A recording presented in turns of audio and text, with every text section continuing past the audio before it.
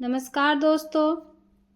रिया, तुम्हारी जिम्मेदारियां जब बढ़ जाएंगी तब तुम जॉब कैसे कर पाओगी? स्नेहा का इशारा समझकर वह बोली, शशांक बांटेंगे ना मेरी जिम्मेदारी, उसके लिए जॉब छोड़ने की जरूरत नहीं पड़ेगी, कुछ न कुछ कर लेंगे। रिया ने प्यार से अपने पेट पर हाथ फेरते हुए कहा तो स्नेहा मुस्कुरा दी। तभी रिया ने अपने हम उम्र कजिन से पूछा, और बता अश्विन कैसे हैं? बहुत लकी हूँ जो अश्विन जैसे जीवन साथी मिले। ख्यालों में गुमसी स्नेहा गले में पहने प्लेटिनम चैन में हीरे जड़ित एक दूसरे से लिपटे अक्सर ऐसे को हाथों से टटोलती हुई बोली। रिया का ध्यान खूबसूरत पेंडेंट पर गया तो बोले बगैर नहीं रह पाई, बहुत सुंदर है ये। शादी की सालगिरह पर दिया था। रिया की तारीफ पर स्नेहा ने धीमे से मुस्कुराकर बताया कि तभी वहां शशांक आ गए।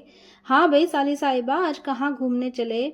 कहीं नहीं जीजू, आज तो बस गप मारेंगे, मूवी शॉपिंग सब कल से, आज बस घर में आराम करेंगे। बेंगलोर से एक हफ्ते के लिए आई रिया की चचेरी बहन स्नेहा की खातिरदारी में रिया और शशांक पूरी मुस्तैदी से तैयार थे। रिया ने तो एक हफ्ते की छुट्टी भी ले ली थी। रिया, अब क्या साली साहिबा का पेट बातों से ही भरोगी, कुछ खिलाओगी भाई? हाँ बोलना, क्या बनाऊं? रिया के पूछने पर स्नेहा ने कहा, कुछ नहीं, अभी तो बातों से पेट भर लेते हैं, फिर लंच में जी भर के खा लेंगे। यह सुन शशांक हंस पड़े, फिर बोले, रिया बता रही थी कि तुम जॉब छोड़ रही हो? हाँ बस अब ऊब गई हूँ नौकरी से, लाइफ एंजॉय करूंगी। कहकर वह रुकी तो शशांक ने टोका, एक बार सोच लो, मल्टीनेशनल कंपनी की सॉफ्टवेयर कंपनी के ग्राफिक डिजाइनर के पद पर काफी नाम कमाया है तुमने, उसे यूं छोड़ना? ओफो, अब ये इसका निर्णय है? वैसे भी अश्विन करोड़ों में खेल रहा है, आए दिन इसे लेकर विदेश घूमता है, जॉब के साथ इसको बंधन होगा। रिया ने अपनी चचेरी बहन की तारीफ की। शशांक कुछ देर इधर उधर की बातें करके वहां से चले गए, जानते थे कि उनके सामने दोनों खुलकर बात नहीं कर पाएंगी। और वही हुआ। उनके जाते ही रिया ने पूछा, और बता तू कब फैमिली प्लान कर रही है? अभी नहीं, 1-2 साल और एंजॉय करूंगी, अश्विन का प्यार अभी किसी से बांटना नहीं चाहती। खैर ये सब छोड़, मैं तुझे अपने मॉरिसन ट्रिप की तस्वीरें दिखाती हूँ। कहते हुए स्नेहा देर तक अपने मॉरिसन, बेल्जियम जाने कहाँ कहाँ की ट्रिप की तस्वीरें दिखाती रही। रिया के पास उसे दिखाने और कहने को कुछ भी नहीं था। क्या कहती कि शशांक को घूमना फिरना नहीं, उसके साथ घर पर अकेले समय बिताना पसंद है। स्नेहा के दमकते चेहरे, ब्रांडेड कपड़ों और खुशहाल शादीशुदा जीवन की झलक देखकर रिया के मन में एक पल को कुछ चुभा तो फौरन ही उसने अपने मन को धिक्कारा। क्या हो गया उसे? वह खुद भी तो एक सुकून भरी जिंदगी बिता रही है, प्यार और सम्मान देने वाला पति, अपना कहने को ग्रेट क्लास में 3 कमरों का घर, एक अच्छी जॉब और अब माँ बनने का सुखद एहसास, और क्या चाहिए जीवन में? ऐसा वह भीतर से सहज उभरी, ईर्ष्या से विचलित हुई। पर वह भी क्या करती, ऐसा हमेशा से होता आया है। जिस चचेरी बहन के साथ उसकी सबसे ज्यादा बनती आई है, उसी से सदा ही कंपटीशन रहा है, फिर चाहे वह पढ़ाई का क्षेत्र हो या फैशन करियर, शादी की बात हो, एक दूसरे को पछाड़ने की मंशा हमेशा ही कहीं ना कहीं मन में जरूर रही है। कभी कभी तो विश्वास ही नहीं होता कि इस विरोधाभास के बावजूद दोनों का एक दूसरे का साथ, एक दूसरे से बातें करना भाता है, इसलिए उनका रिश्ता टिका हुआ रिया है। शशांक की आवाज पर रिया बाहर आई तो देखा शशांक कुछ नाराज से सामने खड़े थे। तुमने मेरी गाड़ी कहाँ भेज दी है? जरा धीरे बोलो, कल समय नहीं मिला कि तुम्हें बताती। 1 हफ्ते के लिए मैंने तुम्हारी गाड़ी मनचंदा अंकल के घर भेज दी है, और जब तक स्नेहा यहाँ है तब तक के लिए मैंने उनकी गाड़ी मांग ली है। कहीं घूमने फिरने जाना हो तो उन्हीं की गाड़ी में जाएंगे। पर क्यों?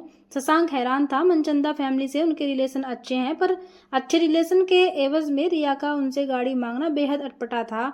खुद की गाड़ी होते हुए किसी और की गाड़ी से आना जाना उसके गले से नहीं उतरा।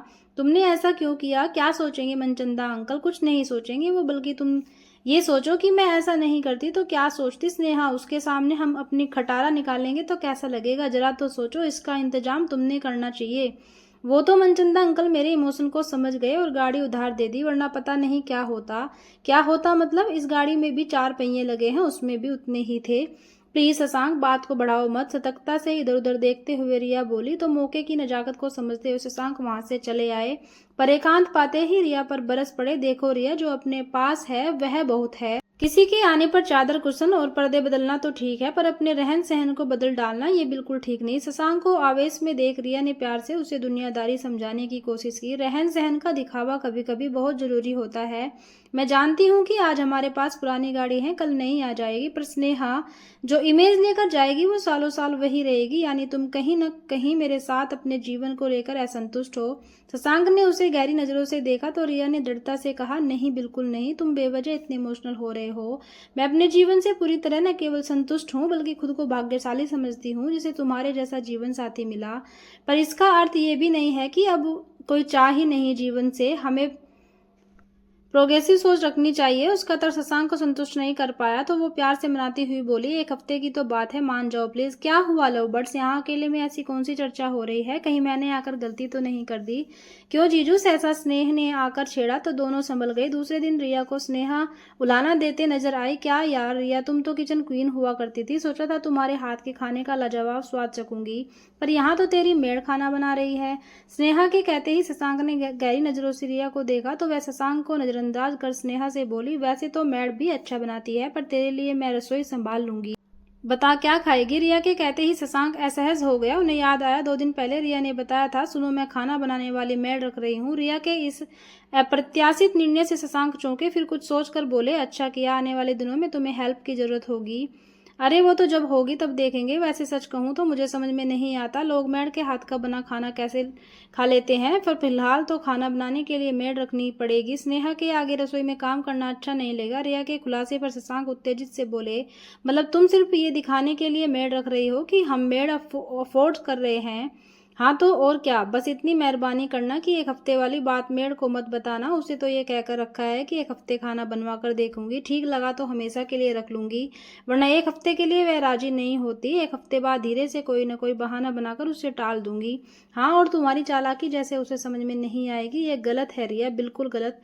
ओहो, अब ये गलत सही का पाठ मत पढ़ाओ, ये टेम्परेरी अरेंजमेंट है, इतना सब तो चलता है। कहकर रिया ने बात खत्म की तो शशांक समझ गए कि मेड रखना जरूरत से ज्यादा स्टेटस सिंबल है। ऐसे में रिया को समझाने का कोई फायदा नहीं है। सुन रिया, कुछ चटपटा सा बना, जैसे सांगरी, गट्टे की सब्जी और दाल ढोकली। स्नेहा की आवाज शशांक के कानों में पड़ी तो वह बाहर निकल गए। रात को आए तो रसोई से राजस्थानी व्यंजनों की खुशबू घर में फैली हुई थी। दोनों बहनें अभी भी गप्पे मारने में व्यस्त थी। रिया ने 1 हफ्ते की छुट्टी ले ली थी। मूवी, शॉपिंग, मस्ती में 3 दिन कहाँ निकल गए पता ही नहीं चला। 5वें दिन अचानक कुछ ऐसा घटा जो सबकी कल्पना से परे था।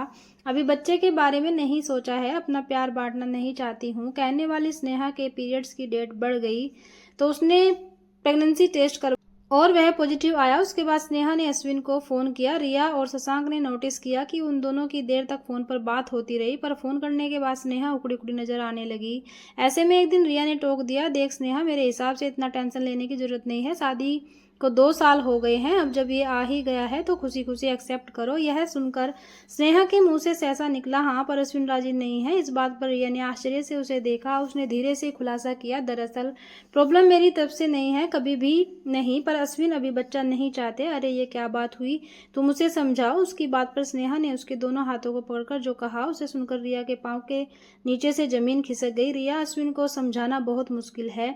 शशांक जीजू की तरह वह सरल स्वभाव के नहीं है, बहुत डोमिनेटिंग नेचर है उनका। मेरी नौकरी भी वही छुड़वा रहे हैं, बता ऐसे में क्या करूं? और तो और एक एबॉर्शन भी करवा चुके हैं।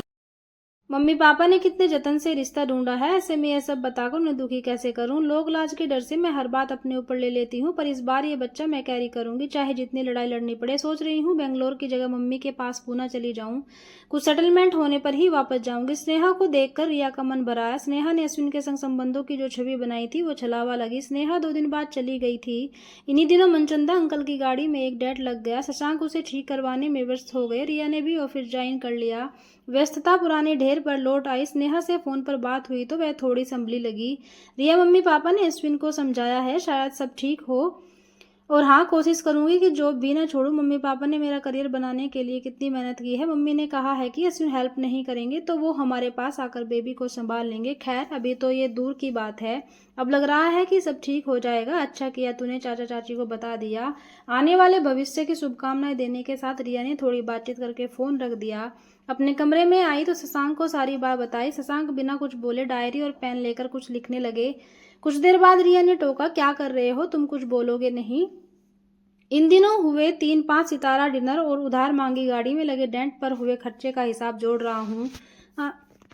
आने वाले 3 महीने तक खर्च पर कंट्रोल रखना पड़ेगा। इस पर रिया बोली, तुम्हें बुरा लगा तो मैंने मैड और मनचंदा अंकल की गाड़ी छोड़ो, उस पर बात करके अब क्या फायदा। फिर शशांक उसके हाथों को थामकर बोले, याद है उस दिन स्नेहा ने एक सेल्फी ली थी, खूबसूरत और खतरनाक बैकड्रॉप था, तुम दोनों ब्रिज के किनारे खड़ी थी, जरा सा संतुलन बिगड़ता और कोई हादसा हो जाता, पर ईश्वर का शुक्र है कि ऐसा नहीं हुआ। हाँ, और तुम बहुत नाराज हुए थे कि ये कोई जगह है सेल्फी लेने की, पर देखो उस सेल्फी पर सबसे ज्यादा कमेंट आए हैं, कहकर रिया मोबाइल पर अपनी प्रोफाइल पिक्चर ढूंढने लगी। पर शशांक उसे नजरअंदाज करते हुए बोले, मैं उस दिन इसलिए नाराज हुआ क्योंकि मैं नहीं चाहता था कि सबसे अच्छी सेल्फी खिंचवाने की चाह में कोई अवांछित प्रसंग घटे। दरअसल हम सब अपने जीवन के साथ भी यही करते हैं। प्रदर्शन हेतु हम खुद के जीवन की सुंदरतम तस्वीर खींचने के चक्कर में हर प्रकार का खतरा उठाते हैं।